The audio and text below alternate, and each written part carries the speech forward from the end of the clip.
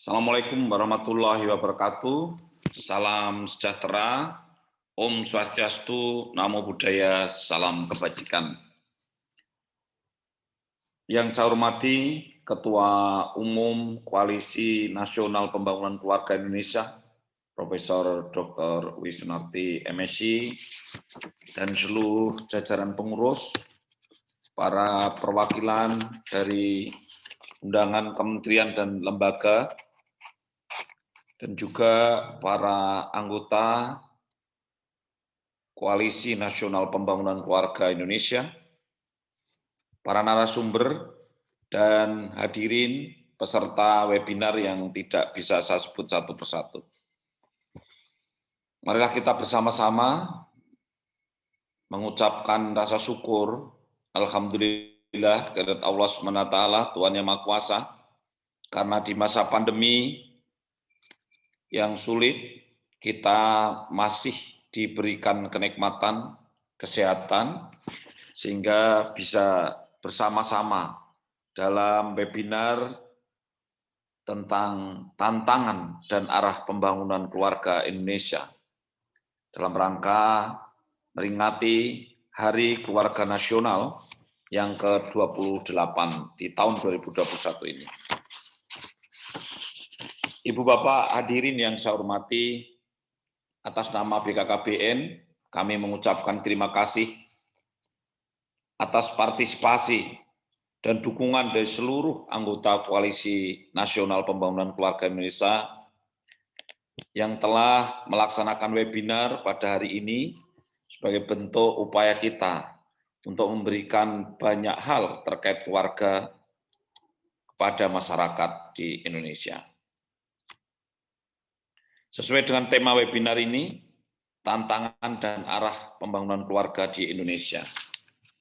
Saya izin ada beberapa slide yang bisa menjadi bagian dari pemahaman kita bersama terkait dengan masalah tantangan ini. Kalau kita lihat, memang kita itu harus bertanya pada diri kita, sebetulnya kita mau kemana? Ketika tekanan-tekanan, pressure for change, itu nyata ada di depan mata. Ada disruption, ada advance in teknologi, sehingga hubungan antara orang tua dan anak juga mengalami suatu perubahan. Kemudian ada pandemi, dan ada physical dan social distance. Kemudian kita stay at home, work from home, dan sebelum itu pun sebetulnya ada individualisme, hedonisme di kalangan anak-anak kita, remaja-remaja kita. Oleh karena itu tekanan ini nyata, kita harus merasakan dan harus menyadari. Masih juga tekanan itu kita rasakan nyata bahwa ada era bonus demografi. Mau tidak mau, suka atau tidak suka, kesempatan sebetulnya window opportunity sekarang untuk kita bisa menjadi sejahtera. Kemudian kita tentu kemudian harus tertantang bagaimana mewujudkan SDM yang unggul, dan itu sudah dicanangkan oleh Bapak Presiden. Harus membangun SDM yang unggul, keluarga yang berkualitas. Kita juga kemudian harus bisa melakukan revolusi mental dan pembangunan budaya dan dalam keluarga. Itulah tantangan-tantangan nyata yang ada di depan kita. Sehingga saya kira tepat sekali bahwa kita kemudian harus bertanya pada diri kita, kemana kita harus melangkah. Kalau kita harus memulai dari yang kecil, start small, act no, think big. Kita dari mana start small-nya? Itulah Bapak Ibu sekalian, karena memang nyata bahwa demografi penduduk bergeser menjadi posisi yang sangat strategis, bonus demografi. Kemudian pemuda menjadi jumlahnya sangat dominan. usia produktif sangat tinggi, tentu ini menguntungkan di satu sisi. Tetapi di sisi lain, kalau tidak termanage dengan baik, tidak terencana dengan baik, maka akan terjadi missing out demographic dividend.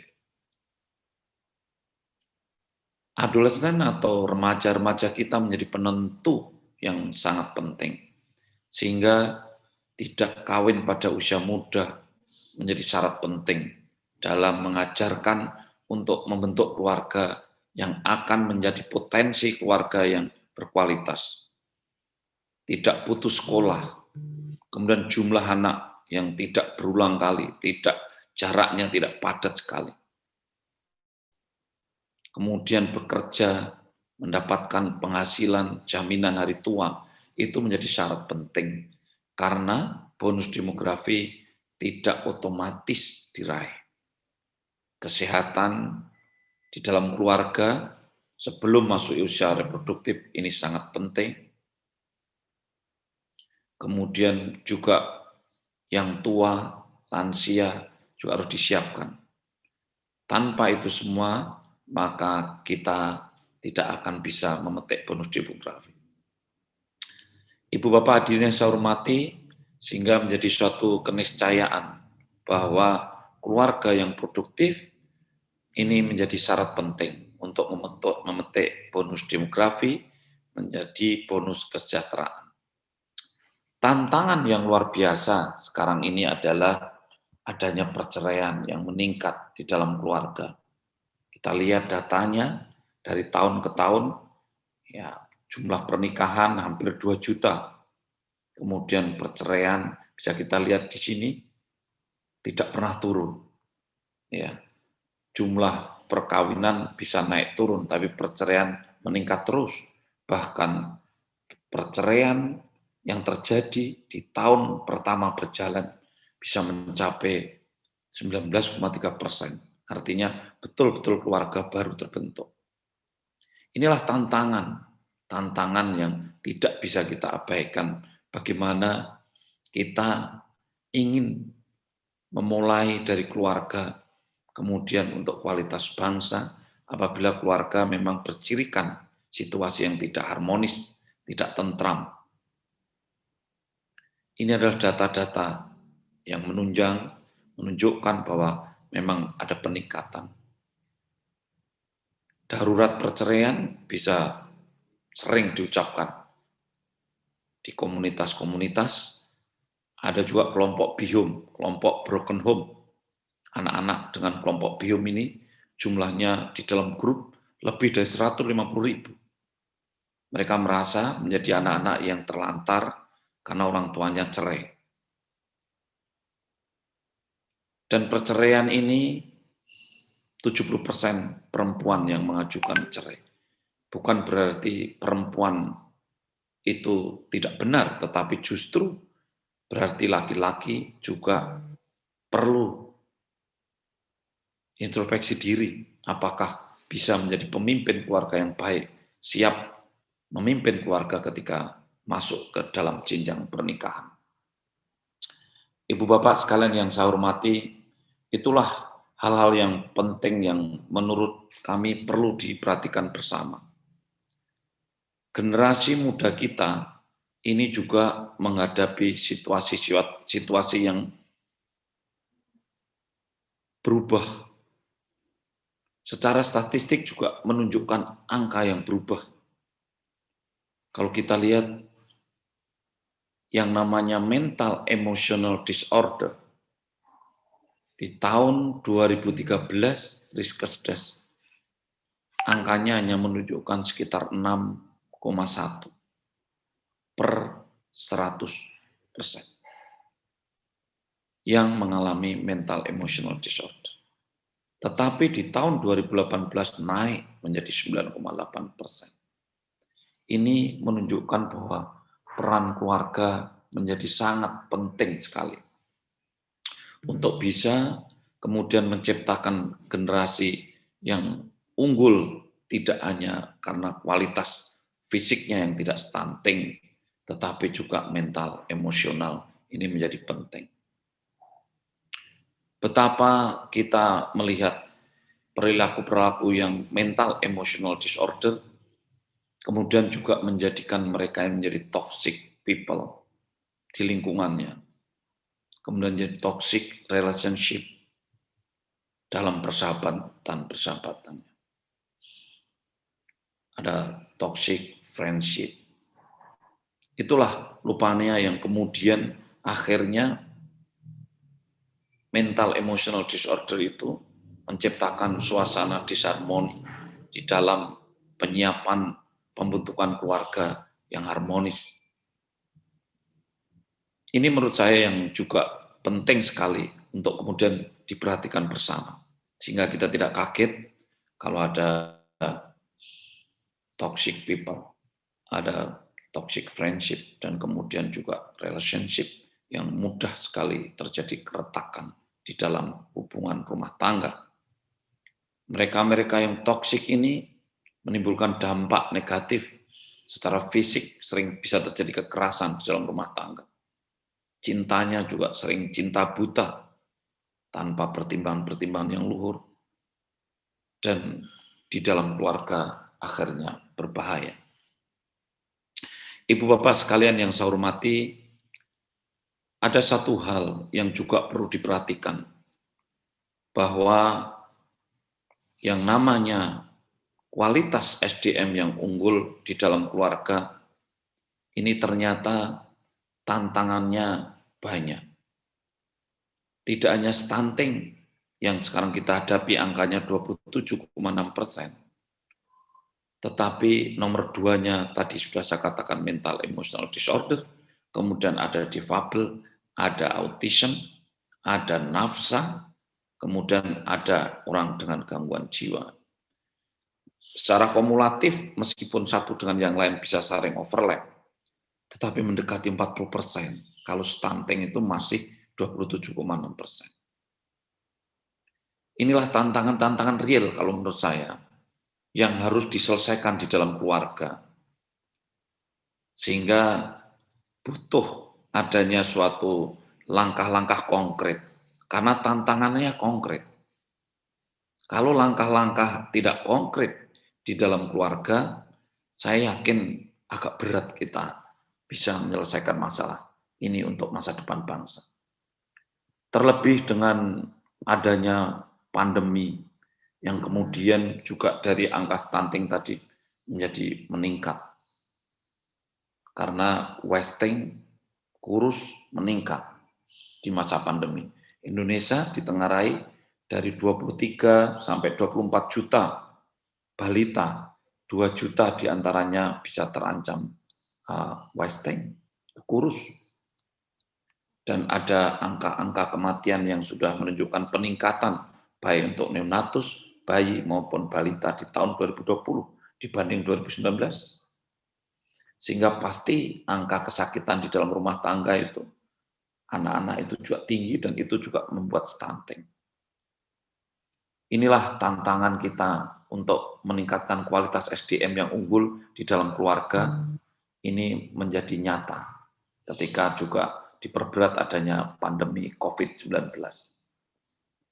Oleh karena itu, Bapak Ibu yang saya hormati, saya kira perlu sekali adanya perubahan-perubahan mindset di dalam mempersiapkan keluarga ke depan.